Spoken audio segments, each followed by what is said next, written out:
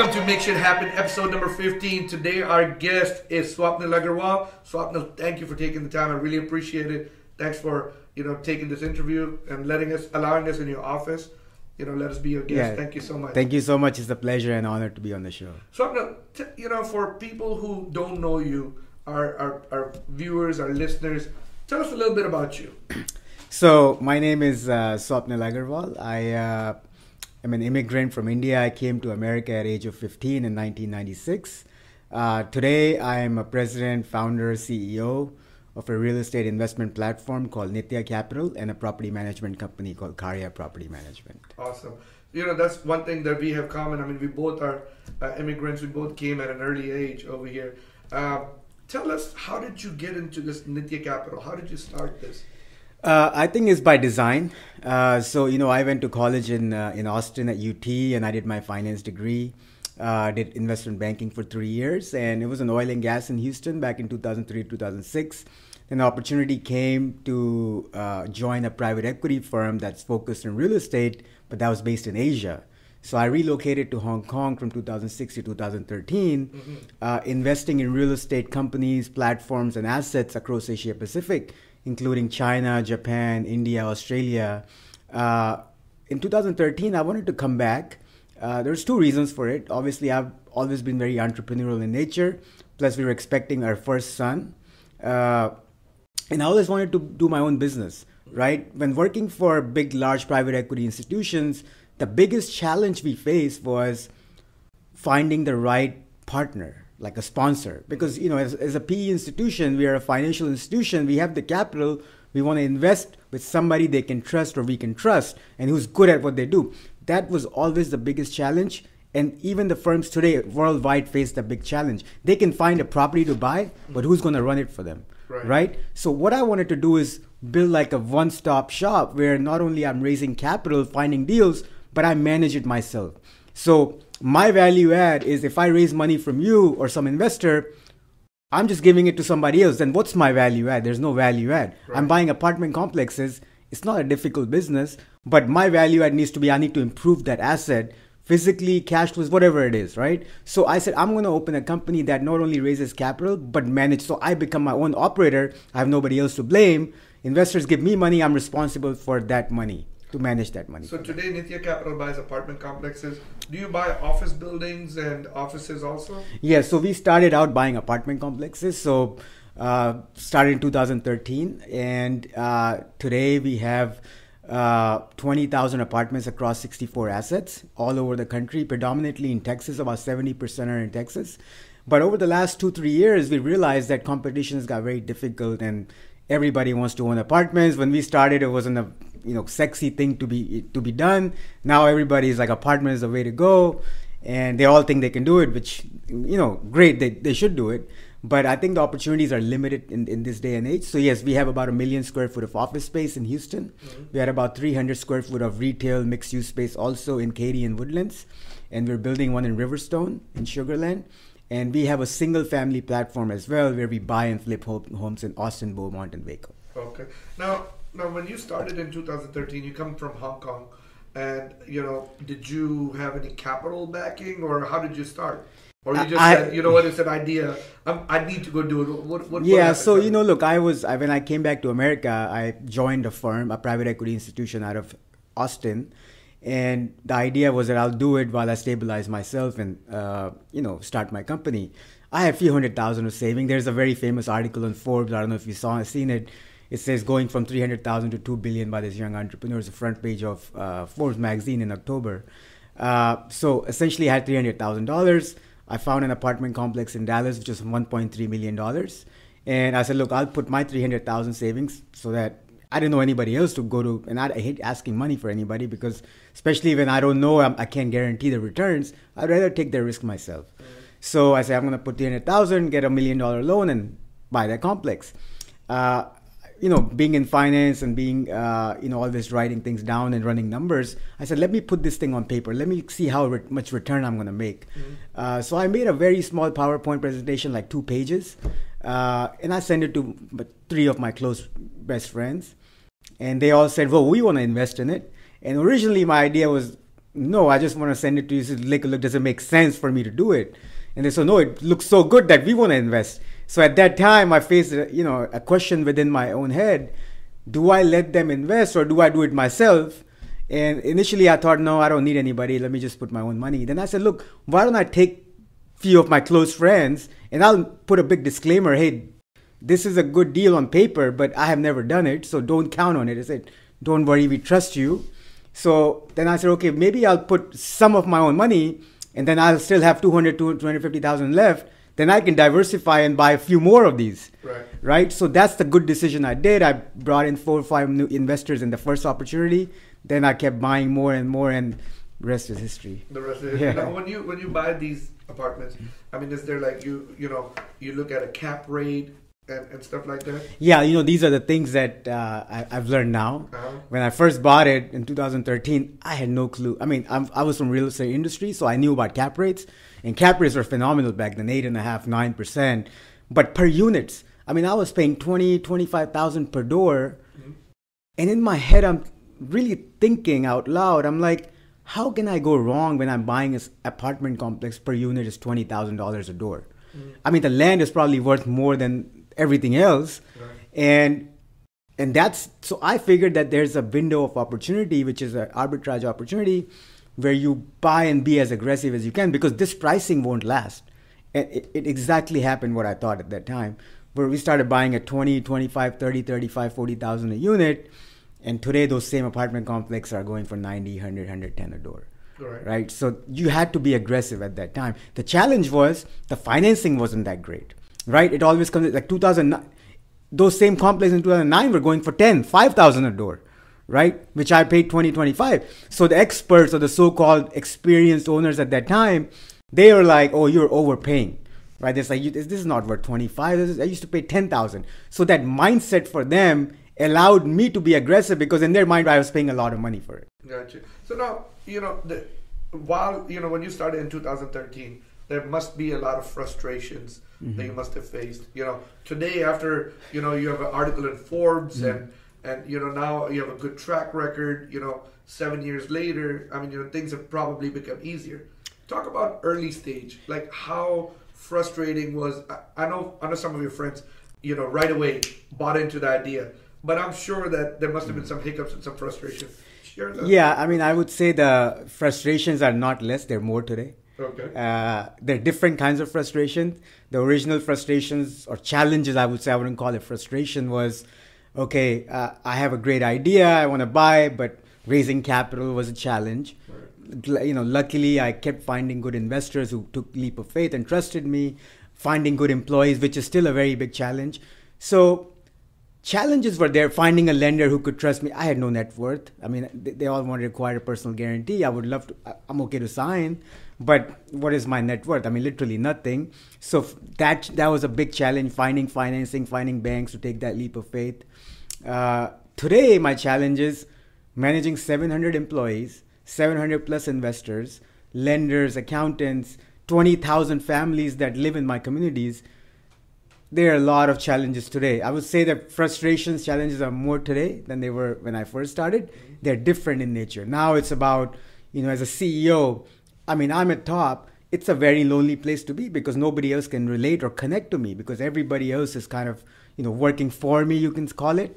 And so my challenges, I can't really share with anybody, because I have to go through it myself. So mental challenge, mentally motivating. So another thing I would say is, when I first started, I had the passion. I would wake up every day and say, let's go conquer the day. I have the same thing, but I feel that excitement I used to have when I was first starting, now because we've accomplished a lot, we've done it, I think it's marginally subsided. But certain days are really good. I mean, it's day to day, right? Certain days you feel down. Certain days like, okay, I don't really care. I'm fine. I've done really well. Certain days I wake up and I'm like, oh, I'm only at 20,000 units. I want to be at 200,000. I'm only at 2.5 billion in assets. I want to be at 10 billion, 20 billion. So there are days that, your mindset gets dictated by the events that happen during the day. I think the key is, how do you mentally prepare and how do you mentally overcome and mature yourself to not be dictated by the events of the day. And how do you do that? It's a process, right? It's meditation, So, right? so People spend lifetime doing that. So tell me something, like, you said, that because when you wake up in the morning, so how do you wake, what do you do? Do you have I always say everybody should have a process, a routine in life to be successful, to get to where they're at. What is your routine? What is your process? Yeah, my routine is I wake up, my son is 6 years old. I spend about 15 minutes to 30 minutes helping with his homework and just chatting with him. Then I like to work out. I have a gym in my home. I like to get my cardio in. That helps me a lot. I meditate for 20 minutes before I do my cardio, take shower, get ready, have breakfast, come to office. And then it just generally depends on my routine at the office. There's sometimes a lot of meetings. Sometimes I go visit the properties. Sometimes I'm traveling to other cities where we have other properties in. And in the evening, I try to go home and eat dinner with my family. So I try to minimize, today I have like a dinner with mayor, so I can't skip it. But typically any client related or any banker, investor related, I try to meet them in my office during business hours. And when I go home, I want to spend time, watch TV, and usually put in the bed by 10:30, 11. Sometimes, in a life of businessman, you've accomplished a lot at a very fast pace, right, and a very early age. So how many hours in a week you say you do now versus when you started? Well, I think you're an entrepreneur, so you will know my answer. I think literally you can be anywhere you want. I could be at home, I could be taking a shower, I could be working out. The mind is always working. It's switched on. Yeah. So 24 hours, 7 hours a day, you're working. Yeah. But in our mind, that's not really work, is it? Yeah. Because we are so passionate about it, so we just do it. Yeah. It comes naturally. Nobody has to say, hey, we wake up, it's like, damn, I have to go to work, right? You're not thinking like that. If you're thinking like that, then you're not an entrepreneur. No. So tell us a little bit. You say you have a 6-year-old boy. How many kids do you have? I just have one son. One son. Yes. Okay, and so that was the son your wife was pregnant with when you decided you were going to move from Hong Kong to. Yes. So my son was born October 2013, and I started my company in August 2013, and I think he's one of the biggest reasons that I am where I am. Really? Yeah. That's awesome that you think about your son like that. Yeah. But father-son bond is always a deep one. So Swapnil, you said that, hey, I'm at $2 billion asset. I want to be at $20 billion asset. Tell me, and some days you think, the drive has subsided a little bit. How much more do I want? Right. How much can I spend? Because that's something that a challenge goes in people's head. Yes. And someone once said, work to your potential, not to your quota. Yeah. Where are you at with that? You want to go 10x, yeah, but at the same time, I don't know. Yeah, no, I will, and I really want to. Obviously, everybody goes through days where they're not as motivated as certain other days they are. Yeah.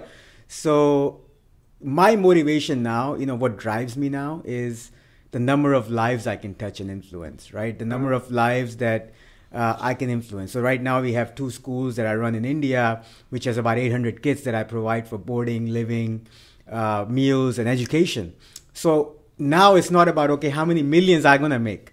Now it's like how many lives I can improve. So I have 800 kids. I want to make it to 8,000, 8 million, 80 million. That's what drives me. We just started our nonprofit organization called Karya Cares. We're doing amazing work here. Karya Cares, we're starting a free healthcare clinic, open for everybody. We have a lot of doctor investors. They're going to volunteer their time. We're going to have full-time nurse practitioners. Healthcare is a big mess in America. A lot of people don't have insurance. We can do our bit, starting a free healthcare clinic. We provide rental assistance. There's people who genuinely can afford to pay rent because they're, let's face it, paycheck by paycheck, right? Certain times they get sick, they don't get paid, or somebody passes away in their family, they miss work, they don't have a place to live. So we provide at least 20 residents we pay for their rent per month. I want that number to go to 200, 2,000, right? And then we're in the process of starting a microfinancing platform where, these people, like, again, same paycheck to paycheck, they run out of money, they go to cash payday loans, paying incredible at 25, 30% rates. Why can't I provide for my residents to pay my own rent at very reasonable 3, 4, 5% interest rate? Hopefully they can pay it back. If they're borrowing at 25, 30, but they're always going to be in debt, right? And they're never going to be able to resurface. So a lot of these initiatives, we're providing free healthcare clinic, like I said. We partnered with organizations called Interfaith Ministries. We provide meals for the elderly. Every day, free meals to over 40,000 elderly in Houston. We partner with an organization called Rose Group, which provides free mammograms for women. They have a mobile ambulance that bring property to property. We do that. During the summer, we partner with an organization called Be a Champion that provides free meals to the young kids so that they can stay away from the bad activities. We do a lot in sports. So at every complex we own, we'll have a gym, fitness center. We'll have a playground where the kids can go play. Safety, security. So a lot of these things we're trying to do through our nonprofit organization called Cardiac Cares. That motivates me, right? How can I make Cardiac Cares bigger, right? So I think the mindset has changed. The mindset before is like how much I can make for myself. I think the mindset is how much I can give back. How much can I give? So what motivated you to form this nonprofit organization? Look, I've always been in my mind about giving back, doing right to people, because as we didn't get much back into my background, I came to this country with nothing. I was 15 years old. I passed out pizza flyers to pay for my college. A lot of the apartment complexes I passed out pizza flyers I own now. I came with nothing, so I said I have a duty to give back to the less fortunate. This country gave me a lot. America gave me everything. So tell us a little bit. Did you come over here with your parents? I came with my parents. Okay. I came with my parents. My dad worked at a gas station. My mom worked at a daycare. I had no car. There's a picture of Metro bus I used to take for 7 years because I had no car. So I paid my way through college. I was decently smart. I studied hard and made my way through into the corporate America. So I feel very fortunate, and it's my duty to give back. There's so many unfortunate people in the world that we can help. How many of you were in your family? You, your father? I was the only child too. Oh, you were the only child too? Yes. Okay, so all three of you came, and of course, just like a regular, immigrant, especially from the Indo-Pac, South Asian, come, they work at the gas station, yeah. Mom works somewhere else. Yeah, exactly. Yeah, well, from the humble beginnings. Absolutely. And that's probably one of the reasons why we have so much passion about, giving and sharing, what we have. And sharing time is a big thing, know. And talking about yourself, that's a big thing. So I appreciate you sharing absolutely. your time. You're so busy. No, I get touched upon. I get very humbled, when people message me on LinkedIn and different various sources. Young college kids like, I've been reading about you. I'm so inspired. Please, can you talk for 2 minutes? I mean, for them, it's just time, right? It means a lot. And for me, God has put me in this position. I'm so fortunate to have this platform. In my mind, I would be doing disservice by not expanding this platform for better and bigger use, right? Not many people get to be where I am, right? I think I'm just very lucky.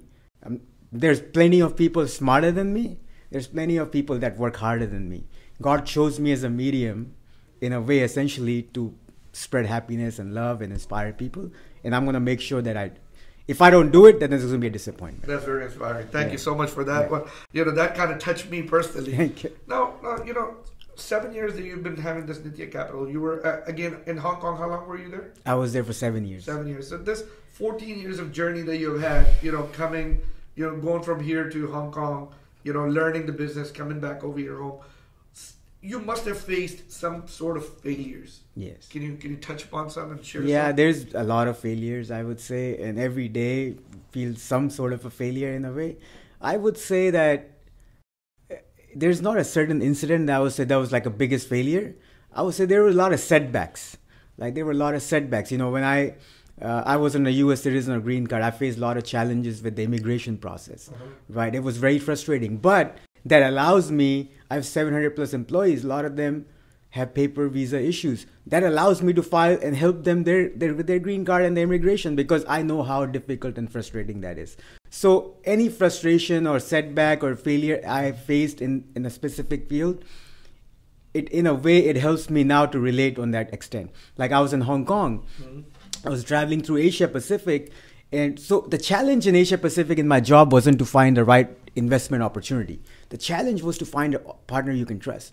And when you're in China or Japan, very, very different cultures. India, you in China, like you have to talk a certain way. You have to supposed to go out on drinks with them, and the deals get made while you're drinking, right? So that culture, learning about people, trusting people, I think that was a big challenge, which helps me now. So what I say is, every deal looks great on paper, right? Have you ever done a bad deal that didn't look good on paper? No. Every deal is supposed to make you 3, 4, 5, 10 times. Yeah. So how do you execute the business plan is where you can excel or you cannot do well, right? So when I talk to my investors, there's like, okay, how does this deal look good? I said, look, if you trust me, then invest. If you don't trust me, it doesn't matter what the deal looks good on paper or not. Any deal, any bad deal could become good deal if the operator is honest and transparent and works hard. A great deal can become greater with harder work and being smart. So you have a lot of investors. I mean, do you ever think about today, do I need an investor? Why can't I just do it myself? I don't need it. I mean, we are almost in the process of, we might go public as a REIT. We have BlackRock backing us. So look, I mean, we are fortunate that we have a lot of high caliber, high net worth family offices. We have a lot of institutional investors out of New York, out of Israel. So we have different buckets. So you're right, I don't need the investors, but that's just the process and that's the way our company is set up, right? Obviously, I can do most of the deals myself. But again, going back to the first deal, personally, I could maybe do 5, 10 deals, but every investor, I could do 100 deals, 100 right? Deals. So, gotcha. So one more thing I want to ask you about that, when you face setbacks and, it gets to be like, okay, well, well, I should have done this way, I should have done that way. How do you sometimes find the balance? And if you made a mistake, to get over the hump and move to the next one. That's a lot of challenge that a lot of people have. And also because you're a young entrepreneur, you've only been in business for 7 years, we can say. Sometimes a lot of young entrepreneurs, they face a setback, but they want to run real fast, and then they face a setback. How would what kind of advice you'll have? I think the key is who you surround yourself with, right? I've surrounded myself with professionals and my colleagues, and they're my close friends of many years. So high caliber talent. Our COO has over 20 plus years experience. Our CFO, he's been a great accountant. He worked for top 5 accounting firms. We have in-house legal counsel with 30 plus legal experience. Our operations team is full of people with a lot of experience, and not only experience, the key executives in every position, whether it's asset management, finance, accounting, operations, are individuals who I've known personally, and maybe some of them were my bosses in my previous jobs. So I have no ego.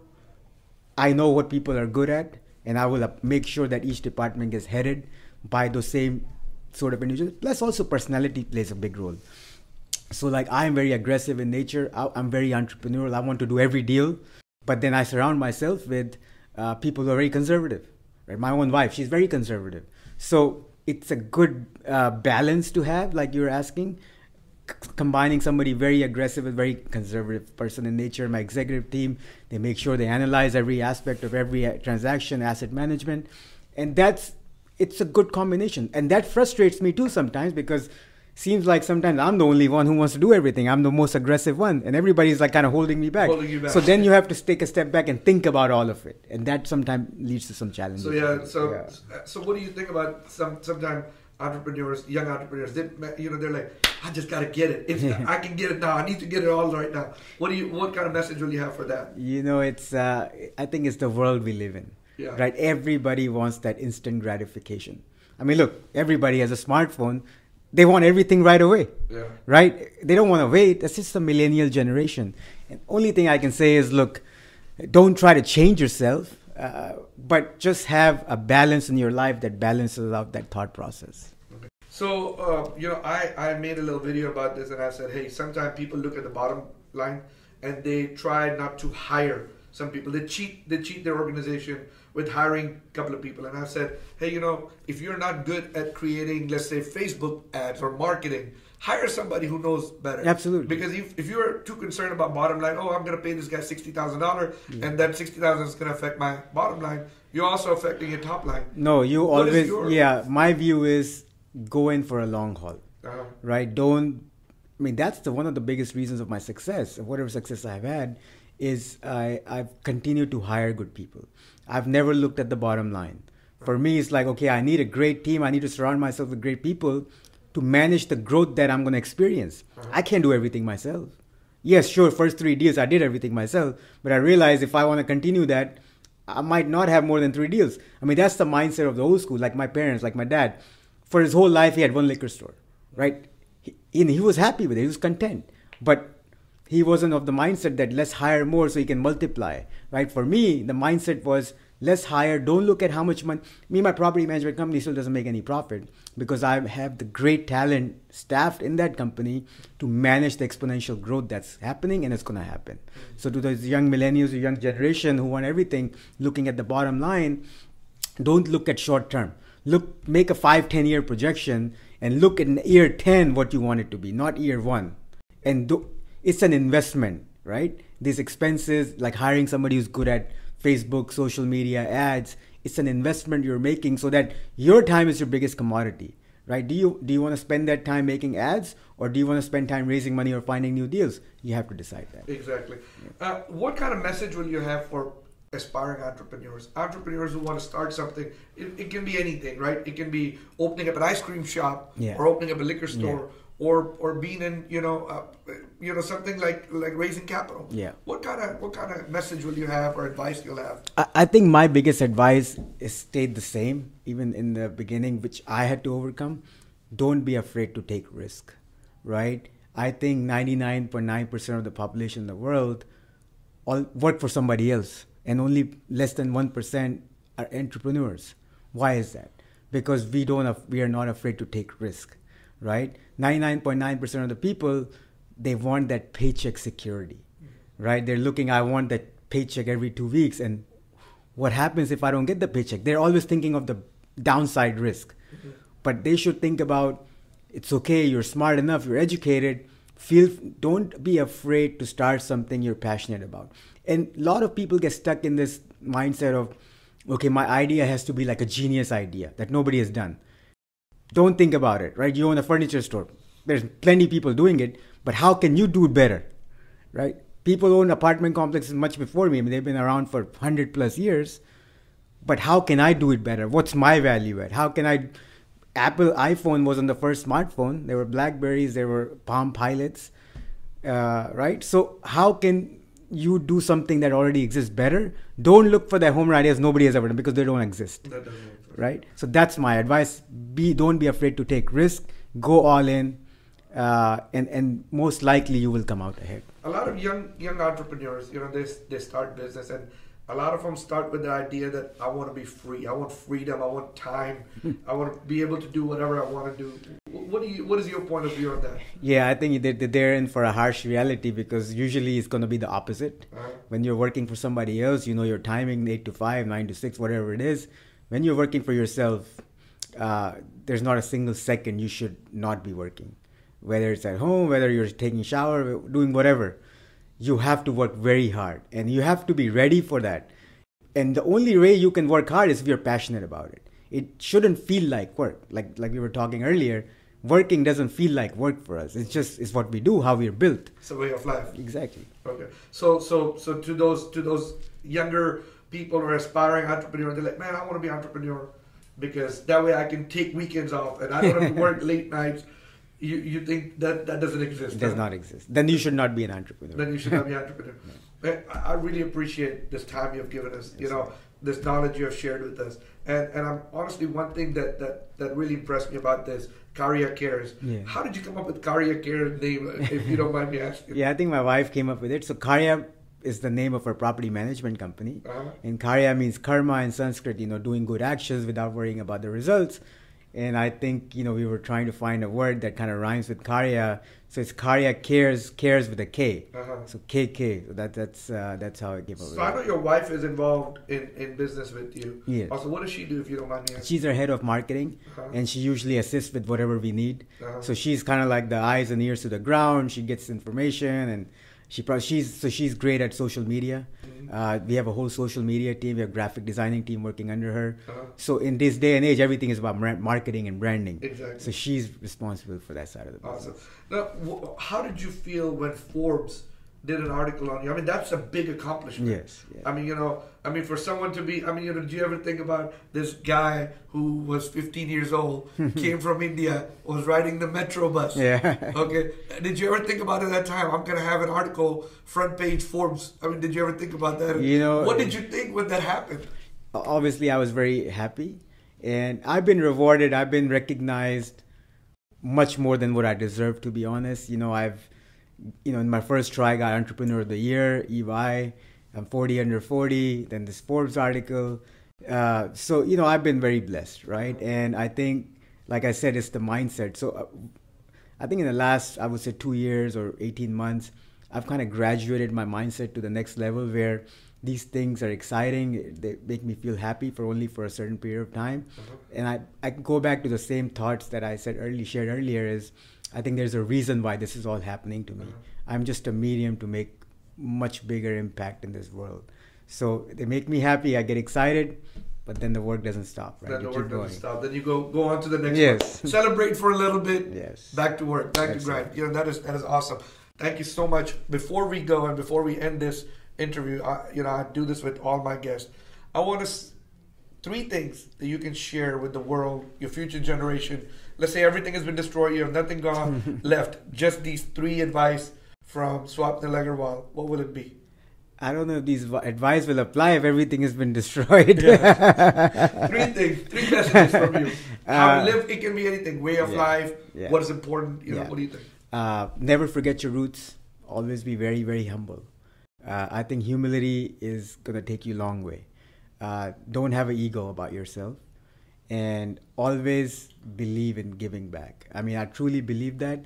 The way I think about it is the more I give back, I get 10 times back in return. So I'm kind of doing it for a selfish reason, to be honest. It's a secret I'm sharing today. So if I give $100, I know I'm going to get 1,000 back. I totally believe in that too. Yeah. So let's repeat that. Don't forget your roots. Yeah. Be humble, humility, and keep ego aside. Yeah. And number 3, give back.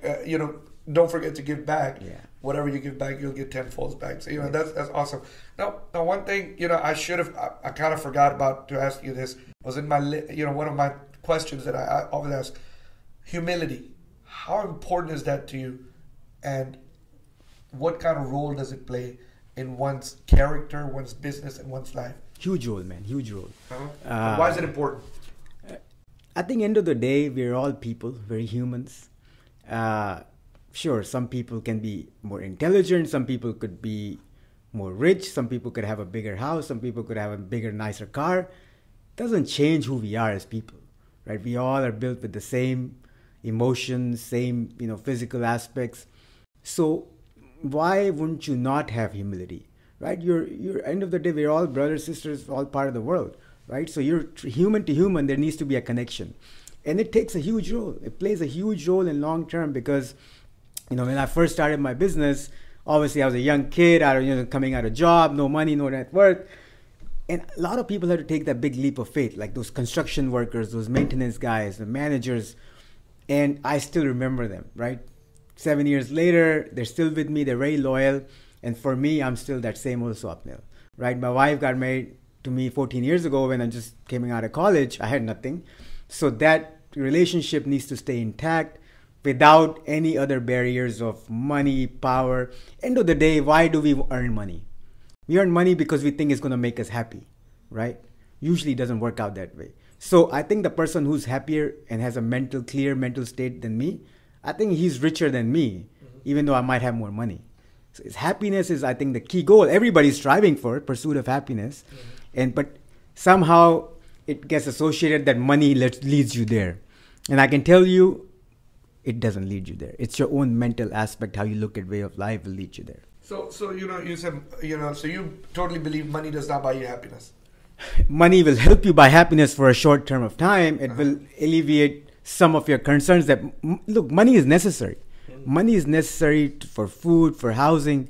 But after that, it's your own mental state of... Your mindset. Yeah, mindset. That will, billionaires usually commit more suicide than somebody a farmer does. Right? Think about it. There's a reason for it. People in small towns and villages are usually happier than big city guys.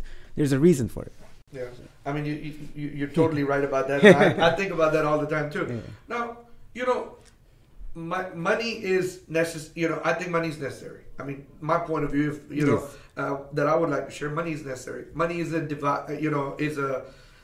is an instrument that does buy you happiness. At the same time, when money buys you peace, I think it just is better. Right. You know, because without peace, I mean, you know, people tend to be unhappy at the same time. Yeah. But I totally agree with you. So honestly, this is one of the interviews I got it from you, and I'm more inspired leaving out of here than the way I came in. And I'm so happy about this, and I'm so happy that you connected with me. I really want to give you credit that, you know, you didn't know who I was. I connected with you on LinkedIn, and you embraced me with open arms. And I know you're very busy, and I want to you know, thank you for that. And I mean, you know, not trying to just do that just because you're sitting in front of me. It really, you know, the way you humbled yourself, and there was no ego. I'm totally impressed. Thank you. I my really pleasure. Appreciate it. My we have pleasure. a very similar story. Yes. You know, coming from, you know, that part of the world at age 15. You know, humble beginnings. And my friend, I really appreciate it. Thank you. Thank you so much. Appreciate it. Thank you, guys. This was a powerful interview with Swapnil Agarwal. Please tune in and hope you enjoyed this. Thank you.